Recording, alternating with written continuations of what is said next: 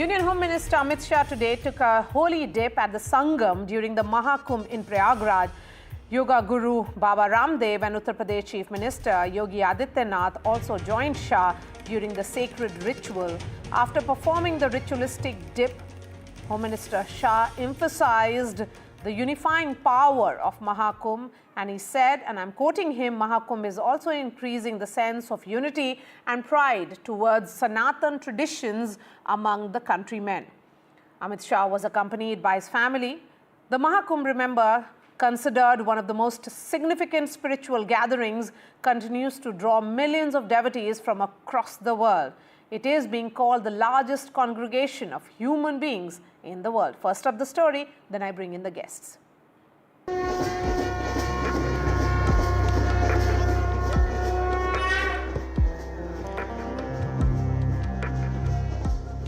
Union Home Minister Amit Shah at Mahakumbh with his family on a personal visit, accompanied by UP Chief Minister Yogi Adityanath, who played host, escorting the family.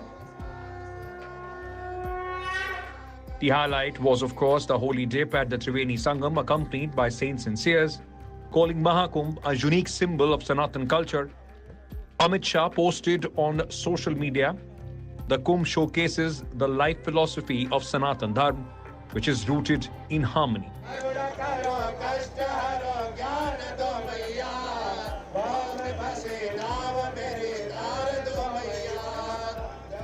After the holy dip, Home Minister with his wife and son Jai Shah performed Aarti at Triveni Sangam.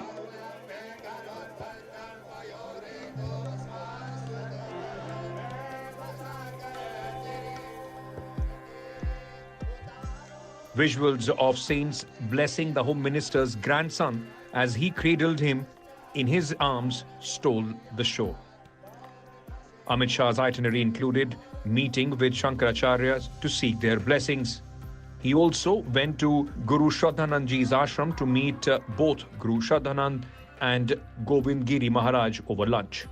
The Home Minister also sought blessing of seers at the Juna Akhara, one of the 13 akharas at the Mahakumbh.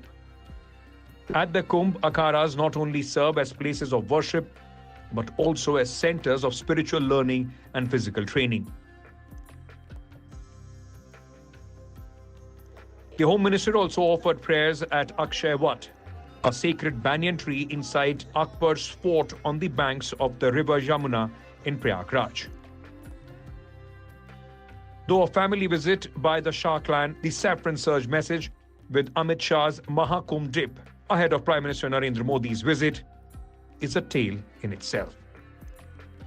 Bureau Report, NDTV. Joining me now, Tuhin Sinha, national spokesperson of the BJP. We have Ghanshyam Tiwari of the Samajwadi Party. Sunita Iron is a consulting editor of Hindustan Times. Professor Geeta Bhatt, author and political analyst. I'm going to begin with you, Sunita Iron. The timing is important. We saw Yogi Adityanath, Uttar Pradesh Chief Minister, and the entire cabinet take a dip at the holy, Sangam. Then we see Home Minister Amit Shah today. Prime Minister Modi is next in this list. So certainly when it comes to that messaging of spirituality and religious connect, the BJP is stealing a march. Yeah, definitely, because it is their agenda also.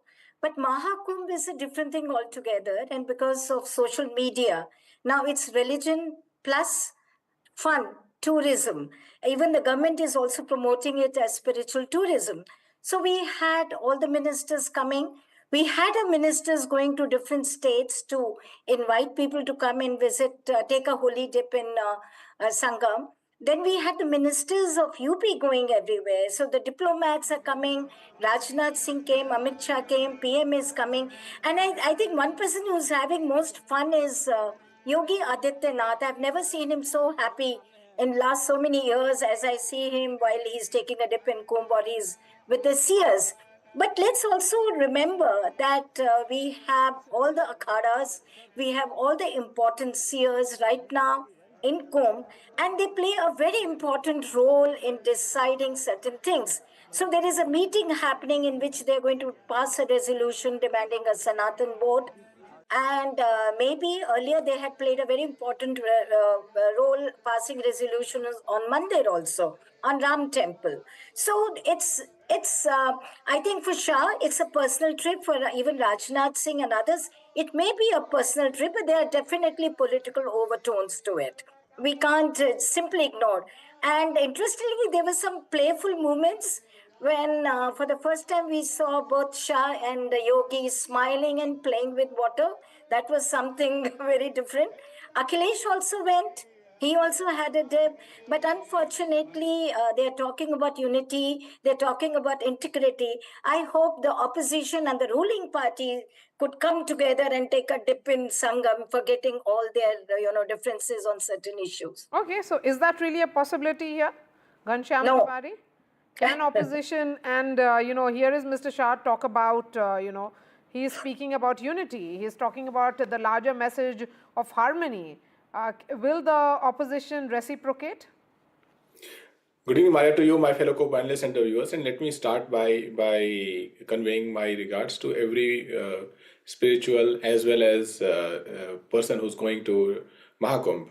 I think it's a celebration of Indian culture. It is a celebration of our long civilizational history.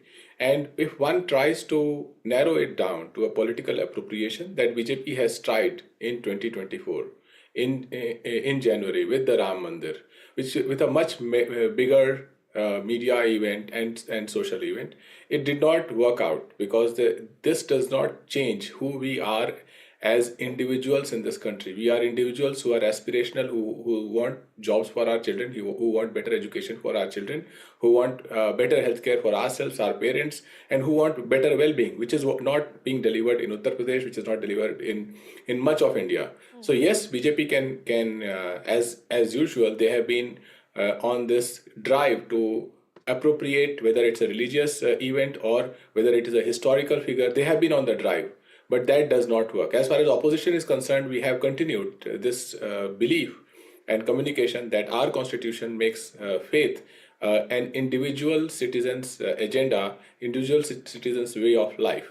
So we have, by choice, by the idea of constitution, we have decided to keep our faith not for display and not for the politicization that BJP wants. It is for people to decide whether this form of politicization coming in, Ghanshyam. I mean, when Akhilesh Yadav took a dip, he also had the cameras around him. No, it is one thing that cameras are following, but it is another thing that this becomes the sole agenda of BJP.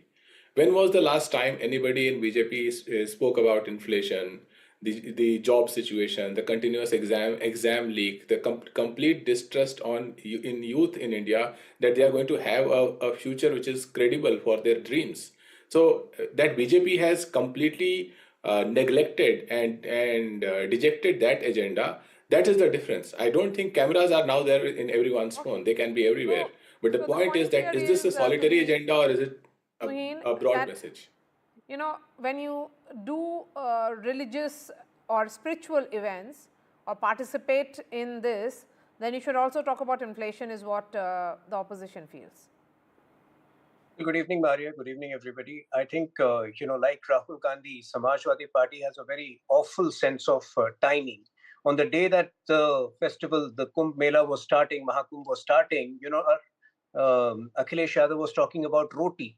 But do they realize the concept of temple economy? Do they realize that the Mahakumbh itself is generating at least 30,000 crore only to the government coffers, only to the government, only by way of government revenue. And, the overall revenue generation is something to the tune of 2 lakh crore. So is employment not being generated over here? The same applies to Ayodhya, 25,000 crore worth of revenue for the government in the first year. The fact is that India has always been, rich in culture. India has been rich in temples way back. If you go back to the 7th century, there are documented notings of Hyun Sang, the Chinese traveler, who has noted similar lavish way in which the Mahakumbh would be celebrated. But yes, thanks to the Samajwadis, and before that, the 700 years of Islamic invasions, the fervor had gone down. This is the age of revivalism. We are, of course, talking about poverty alleviation. That is the reason why 25 crore people have been brought out of multidimensional poverty, according to the Niti Aayog report. That is the reason why 12 to 13 crore tap water connections have been provided. So I think, there is a time for everything. Like Rahul Gandhi, the Samajwadi Party has a very bad sense of timing. That's all I can say. So this is a wrong time to raise the points that have been made by Ghanshyam, but Professor Geeta Bhatt, the question here is that here is H.M. Shah talk about, the ritualistic connect to what he says is the sense of unity and the unifying power of Mahakumbh. It is both cultural and also very Indian. I mean, the thought is very civilizational and Indian at the same time. Right. Maria, Mahakumbh, as you just said, one of the largest congregation of people in the world, is basically, a dharmic continuity, a timeless journey of spirituality where socio-cultural innovations have been taking place, and also it has, in scientific terms, there is also a celestial positioning when this event is taking place. And it has been taking since time immemorial. UNESCO has called it as the intangible cultural heritage of humanity. And, I think the Home Minister, Mr. Amit Shah, and other political leaders who have been going as a part of the, society of this country, they also very much have a right to be part of this very pious occasion which is happening, in Prayagraj, where it is not just that, for tourist purpose. Yes, some people may be visiting it, but it has got, this heritage has such a long history where people even are losing track of time where it actually started. And also there are cultural exchanges which are taking place. There is knowledge exchange which is taking place. Oral traditions are, they are exchanging hands over there. There is so much happening at this place, and it is in Kumbh where people are expected to be going fasting, where they are they go there with a pious heart to be part of such a ceremony. And one should not look at this particular Kumbh as something which is political in nature. People visiting, whether a king or a pauper, everyone over there, they become one. It is one of the best examples of social harmony. People from any caste, creed, faith, languages, cultures, they are coming there and they are trying to become part as one. Okay, so do you think, Ghanshyam, that should be a fair interpretation of the event then? I think I agree with everything that every other speaker has said. I am simply saying that if BJP believes that, and even in the backdrop of what happened in 2024, if they believe that they can make events, religious events that are part of our civilizational history, that every Indian is proud of and celebrates, as their sole political agenda, they will face the same fate that they faced in 2024. Because the agenda of citizens of India, people of India, is much bigger than that. These pictures can only fool BJP, but it doesn't fool people who are alongside celebrating their cultural and civilizational journey, want jobs, want better healthcare, want support systems. So he quoted some numbers. BJP spokesperson of BJP can quote any numbers from the sky, because facts don't matter. But even if those numbers are to be believed, you don't see those numbers in jobs in Uttar Pradesh. For the last 11 years, you will see that for every government job that has been advertised, at least 200 applicants have applied. People have gotten lathi charged, exams have been cancelled. So it is up to a political party that do they want to narrow the people's vision of what they want to see in the India ahead, or do they want to expand it? We want to expand it. We want to celebrate India's cultural, civilizational, religious, spiritual journey, but we want to offer something to the youth which is powerful, that they can also be part of that civilization, rather than only a handful of capitalists and BJP leaders who can dominate the narrative by their pictures. Okay, so, since you're linking it to the results of elections of 2024, the Lok Sabha polls, what followed was also surprise results in the assembly elections of Haryana and also of Maharashtra. Is the opposition not able to read those? Well, nobody is able to read those because the word is surprise.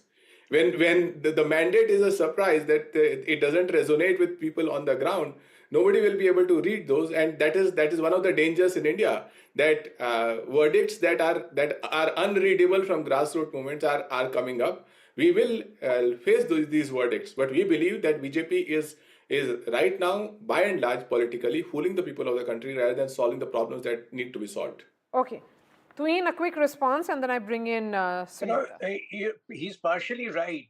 240 seats did not resonate with the sentiments of the people of the ground. That was one occasion where the opposition managed to successfully spread the carrot that the constitution is in danger, that reservations will end. But they will not succeed with these lies time and again. And you know, that is the reason why people gave them a fitting reply in the Haryana elections, in the Maharashtra elections, and now they will be equally decimated in Delhi. Now, you know, my friend Ghanshyam had a problem with us being, you know, obsessed with photographs. I'll tell you why it is important to be photographed, because we need to stop the hypocrisy which has surrounded the Sanatan Dharma for many years, for many decades, even after independence. These photographs will not only inspire crores of people to come and participate in the Mahakumbh, it will also inspire succeeding generations. You know, and the numbers speak for itself. Under the leadership of the great Azam Khan, you know, they had 7 crore people visiting the Mahakumbh in 2013. Now 6 times that number, 42 crore people are visiting. This is generating, you know, employment opportunities. This is helping the economy. Okay, but what is stopping the opposition also from participating, you know, at the Mahakumbh with equal fervor? If that is the sentiment of the people, then shouldn't opposition also realize it? Ghanshyam? No, the sentiment is individual. There is no competition in fervor. How could we compete in the morning who will pray to God with what fervor and follow what religious and spiritual practice? This competition is a fake competition organized by BJP, that they want every day people to prove that they are staunch Hindus, and they want people to prove that they are staunch nationalists in the way BJP is. The reality is that people are who they are and they celebrate India, but they don't do it in a propagandist manner that BJP is used to. Okay, so you're calling this propagandist manner. Sunita, is that how the people of Uttar Pradesh are seeing it? Because the elections in UP are in 2027, so it's not very far. No, I don't think so. Kumbh is a matter of faith, and people are going there to take their dip. I somehow don't agree with that.